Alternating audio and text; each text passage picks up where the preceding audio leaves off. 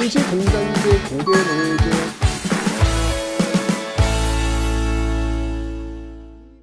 자, 조선 후기 사회의 어떤 그 변화를 봤는데, 자, 그러다 보니, 자, 이제 들고 일어나는 거예요.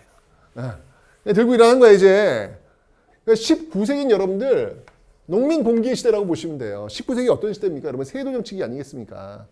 세도 정치 그 매간 매직을 통해서 탐관오리들이 그냥 세금을 뜯어가고 있는 이런 상황이 되니까 가뜩이나 이제 이 의식적으로 양반이나 우리나 뭐가 달라? 라고 하는 이 의식이 꽉꽉 차여지는 어떤 그런 상황 속에서 양반들이 수탈하니 가만히 있겠냐고요. 들고 일어나는 거지. 그래서 19세기 세도 정치계는 바로 이 농민 봉기가 그냥 100년 동안 계속 이어진다고 보면 돼요. 19세기 초반에는 홍경래의 봉기, 19세기 중반에는 임술농민 봉기, 그리고 19세기 후반에는 동학농민 운동, 이러면서 그냥 달려가는 겁니다. 자, 홍경래의 봉기. 사실 이것도 난이라고 하는 표현보다는 봉기라고 하는 그런 단어를 좀 바꿔야 되지 않을까. 이 난이라고 하는 거는 당연히 그 당시 지배층의 시선이에요. 예, 지배층의 시선. 옛날에 왜 그 유월항쟁 때 그 언론에서 이렇게 보여지는 모습, 뭐 데모대, 막 이렇게 막 굉장히 부정적인 단어를 많이 썼잖아요. 그죠? 지금은 어때요? 지금은 시민 항쟁이지. 6월 항쟁이라고 하지. 그 6월 데모꾼들 뭐 이렇게 얘기 안 하잖아요. 그러니까 이거 홍경래의 난이라고 보는 것도 이거 너무 지배층 시선이 아닐까라는 생각은 들어요. 그래서 봉기라는 표현을 좀 가도록 하겠습니다. 어쨌건 이 홍경래와 우군측이 중심이 되어 가지고 여기 대장이고 여기 참모라고 보시면 돼요.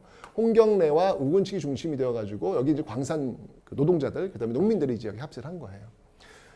특히 여기 사람들이 그 분노했던 건 뭐냐면 일단 세도 정치는 뭐 기본이고 특히 서북 지역민들에 대한 차별이 굉장히 강했어요. 무슨 말이냐면 서북 지역, 평안도 지역이죠. 이 평안도 지역 출신들이 만약에 한양에 왔어. 근데 평안도 지역에서 양반이 있을 거 아니에요. 어쩌면 평안도 지역에 양반이 왔어. 서울의 한양에 있는 어느 양반집에 딱 들고 이리 오너라. 그러면 이제 그 집안에 이제 노비들이 나올 거 아니야. 나왔는데 뭐야? 억양이 보니까 서북 지역이야. 그럼 노비들도요. 존댓말을 안 해요. 뭐냐?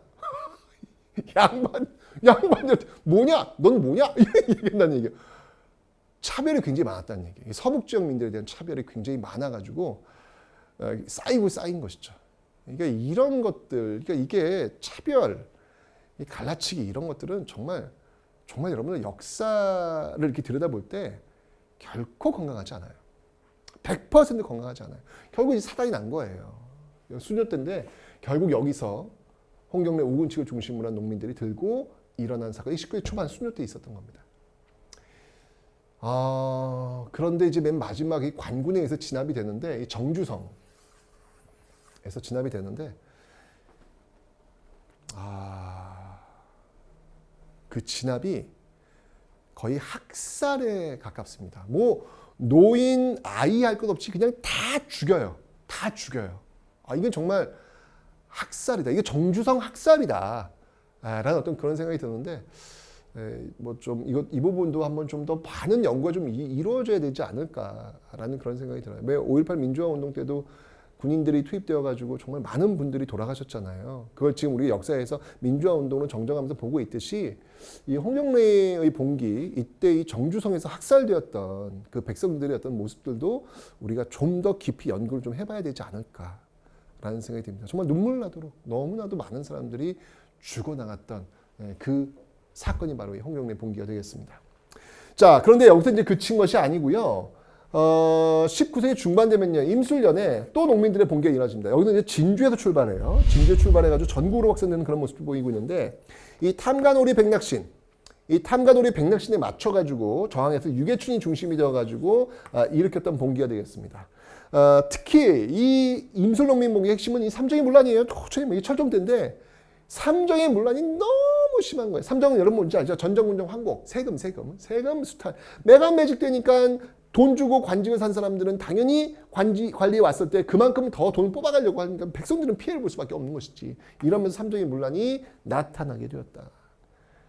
철종대예요, 철종대. 네, 여러분들 왜 그 철인왕후라는 드라마 그때 철종대입니다.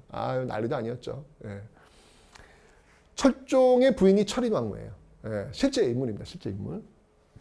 근데 이게 이제 임슬롬이 워낙 커지니까 이거를 어떻게 대응할 것이냐. 그래서 아넥사가 파견돼. 아넥사라고 하는 건 뭐냐면 그 사건을 조사해가지고 조사 보고서 써가지고 올려 대책을 마련하는 그런 관리가 되겠습니다. 이 아넥사가 파견되었는데 박규수가 파견됩니다. 박규수. 이제 박규수가 이제 나중에 또 등장해요. 제너럴 셔먼 사건. 나중에 이제 제너럴 셔먼 사건의 평행 감사가 이 박규수인데 이때 이제 아넥사를 파견되어가지고 야 이거 좀 문제가 심각하다. 이 탐관오리들이 세금을 이제 뜯어가는 게 장난이 아니다. 라고 해서 이 문제, 이 세금 문제를 이걸 해결해야 된다. 그래서